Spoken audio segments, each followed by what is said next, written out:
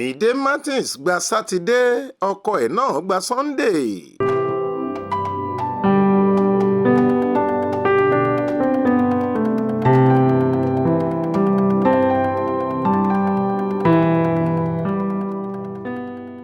ṣìkìn bí ẹni jẹ tẹ́tẹ́ oríire ní inú àwọn gbajúmọ̀ òṣèré tíátà tí wọ́n jẹ́ tọkọtaya yìí ń dùn.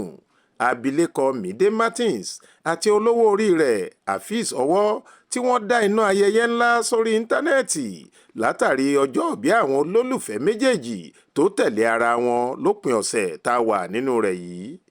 Ọwọ́ ẹ̀rọ ní kinní ọ̀hún bá dé.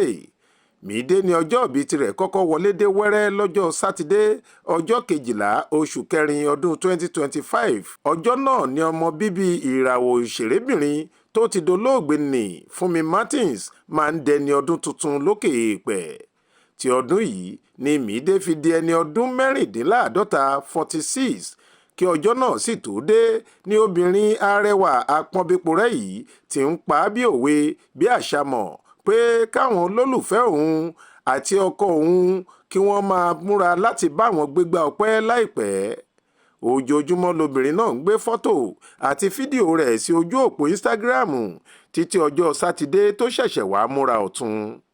Nígbà tó di ọjọ́ kejì ìyẹn ọjọ́ Sunday ọjọ́ 13 ayẹyẹ tí ọkọ rẹ̀ tóun náà jẹ́ òṣèré tíátà tó láàmìlàaka gorí afẹ́fẹ́ ẹni ọdún 58 ní lọ́dún yìí ń làwọn méjèèjì bá bẹ̀rẹ̀ sí kí ara wọn bí ọkọ ti ń kíyàwó rẹ̀ bẹ́ẹ̀ níyàwó ń kí ọkọ bí ìyàwó ti ń kọ àwọn ọ̀rọ̀ ìfẹ́ ọ̀rọ̀ ìdúpẹ́ ọ̀rọ̀ ìmọrírì sí adé orí rẹ̀ bẹ́ẹ̀ ni Afeez ń ṣe bákan náà sí ẹni bí ọkàn rẹ̀. Èyí tó pa bámbárì ní ti ìmúra àwọn lọ́jọ́bí méjèèjì yìí àrà kéńgé gbà ni wọ́n jọ wọ aṣọ olówó ńlá oríṣi kan náà. Agbádá ni Afeez Ọwọ́ fi tirẹ̀ rán pẹ̀lú fìlà àti bàtà tó ṣe rẹ́gí. Mide náà sì ró ìró àti bùbá gèlè ìborùn bàtà àti báàgì tó dọ́gba àfi bí ẹni ń relé ọkọ láyé ọjọ́ òun. Àkàìkà tán ni àwọn ọ̀rọ̀ ìkíni kú oríire táwọn olólùfẹ́ àti àwọn òṣèré ẹlẹgbẹ́ wọn ti kọ ṣọwọ́ sáwọn méjèèjì yìí. Bí wọ́n ṣe ń bá wọn dáwọ́ ìdùnnú ni wọ́n ń ṣàdúrà fún wọn pé ayọ̀ wọn á dalẹ̀ Ọlọ́run yóò sì jogún ìlera àti àsìkí fún tọkọtaya.